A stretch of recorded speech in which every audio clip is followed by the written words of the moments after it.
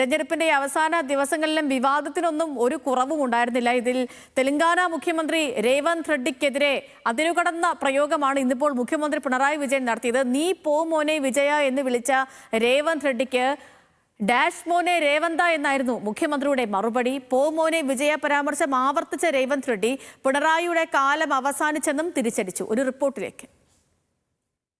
നീ പോ മോനെ ദിനേശ, നീ പോ മോനെ വിജയൻ, നീ പോ മോനെ Vijayan, your time is over.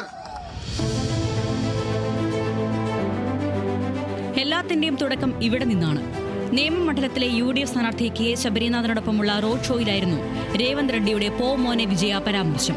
പിണറായിയും മോദിയും സഹോദരന്മാരാണെന്നും ഇരുവരും കേരളത്തെ നശിപ്പിച്ചുവെന്നും രേവന്ത് വിമർശിച്ചു. യലഹങ്കയിലെ ബുൾഡോസർ രാജടക്കം പരാമർശിച്ചായിരുന്നു മുഖ്യമന്ത്രിയുടെ മറുപടി. തെലങ്കാനയിൽ നിന്ന് കേരളത്തിലൊന്നും പഠിക്കാനില്ലെന്നും കത്തിലൂടെ മുഖ്യമന്ത്രി തിരിച്ചടിച്ചു.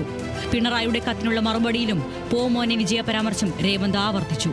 ഒപ്പം തിരുവനന്തപുരത്ത് വെച്ച് വികസന ചർച്ചയ്ക്ക് സന്നദ്ധതയും അറിയിച്ചു. കത്തിലെ പരാമർശത്തോട് അതിരെ കടന്ന ഭാഷയിലാണ് മുഖ്യമന്ത്രി പ്രതികരിച്ചത്.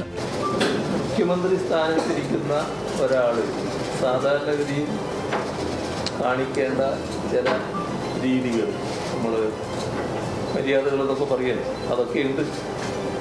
അതിനൊക്കെ ചേർന്ന രീതിയിലാണോ അദ്ദേഹത്തിന്റെ ഈ ഇടപെടൽ വന്നിട്ടുള്ളതെന്ന് അദ്ദേഹം തന്നെ സ്വയം ചിന്തിക്കട്ടെ.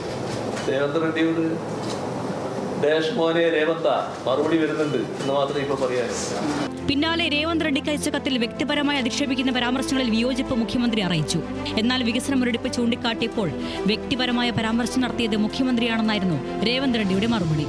പോ മോനെ വിജയ എന്ന് ഒരിക്കൽ കൂടി വിളിച്ച രേവന്ത് റെഡ്ഡി ബൈ ബൈ പിണറായി എന്ന മുദ്രാവാക്യവും മുഴക്കി.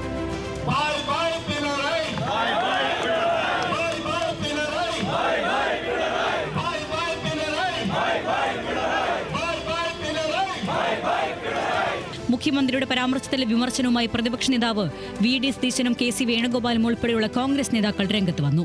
ഒന്നും കൂടി സമനില തെറ്റിയിരിക്കുകയാണ് പുള്ളിക്ക്. മൊത്തത്തില് ഒന്നും കൂടി തെറ്റിയ ഡാഷും കൂടി പുള്ളി പൂരിപ്പിച്ചാണ്. എന്റെ ദൈവമേ, കേരളത്തിന് എന്തൊരു നാണക്കേടായ രാജ്യം മുഴുവൻ. ഈ കേരളം അപമാനത്തോടുകൂടി തലകുനിച്ച് നിൽക്കേണ്ടി വന്നേനെ. അതിനിടെ തെലങ്കാനയ്ക്ക് നൽകിയ വാഗ്ദാനം പാലിക്കാത്ത കോൺഗ്രസ് അതേ തിരക്കഥ കേരളത്തിലും അവതരിപ്പിക്കുകയാണെന്ന ആരോപണവുമായി മുൻ MP BRS നേതാവുമായിരുന്ന K കവിതയും കക്ഷിയായി.